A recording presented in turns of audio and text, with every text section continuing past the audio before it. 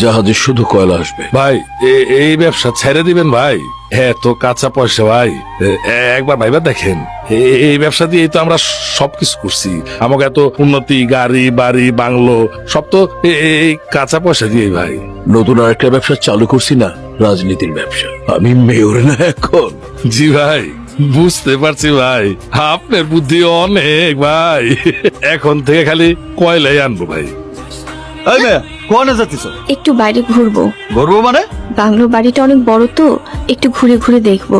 মানা আছে, ভিতরে যাও। আমি নিষেধ মানবো না। অনেকদিন রাতের আকাশ, চাঁদ, তারা দেখি না, খুব দেখতে ইচ্ছে করছে। বাবা বাবা, রাতের আকাশ, চাঁদ, তারা, জোনাকি পোকা, কবিতা রবীন্দ্রনাথ। এই না সোয়ালি, মিষ্টি মিষ্টি কথা কবি না, যা ভিতরে যা। আমি ভিতরে যাব না। এমনি তন্দুর রুটির চুলোর মতো জ্বলতেছি, আর জ্বালাইস না, ভিতরে যা। আমি ভেতর না গেলে তুমি কি করবে? তুমিও নির্মম, এত নির্মম। এখানে কেমন আইছিলি? একদিন সন্ধ্যা, ঘিরে ফেললো গ্রামটা, আগুন চোখের সামনে।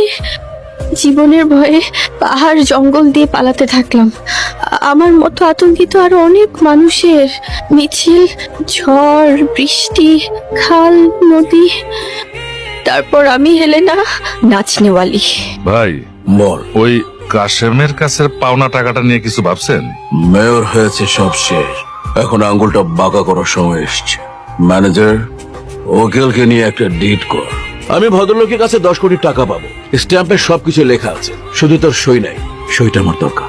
সই হলে মনে কর তোগো কেল্লা ফতে, আর আমি টাকাটা পেয়ে যাবো। বুঝতে পারছস? বুঝছি।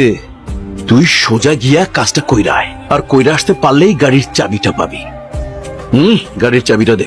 ধর ভাই। স্যার, প্যারাডো দেবেন না করলা? বেটা চেহারা দাস না, এটা কি করলার চেহারা? এটা প্যারাডোর চেহারা। জি, দে। প্যারাডো। ভাই তুই কাজটা কইরা দে, তারপর সোজা বাংলোতে চলে আসবি। এই যে গাড়ি তোর জন্য রেডি। কাশেম ভাই, আমি কাশেম, তুই কে? এটা দেখলেই বুঝতে পারবি। কাগজে সই কর। ধর। সই দেব না। দিতে হবি। না দিলে কি করবি? দেখ কি করি। আজ থেকে তুই আমার কাছে বীর, মহাবীর। মেজাজ খারাপ, এইভাবে কথা কসকে। আমি কথা দিলে কথা রাখি। এই নে তোর প্রাডোর চাপ। নে, 1,50,00,000 প্রাডোর চাপ। আপনার আর আমার মধ্যে যে সম্পর্ক ছিল তা ইস্কাতে ভাঙ্গে গেল। ভাই ভাই ভাই ভাই ভাই, আরে সম্পর্ক ভাঙার তো প্রশ্নই আসে না। তুই ভাঙতে চাইলেও আমি তো ভাঙুম না। তোরে তোরে আমার অনেক দরকার। হ্যাঁ দরকার।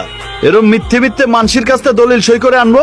আরে বাবা একটু ধৈর্য ধর, তোরও একদিন হবে। এসব একটা কথাও কবেন না। আপনাদের কি লজ্জা শরম বলে কিছু নাই? আপনারা কি এই দেশের কৃষক?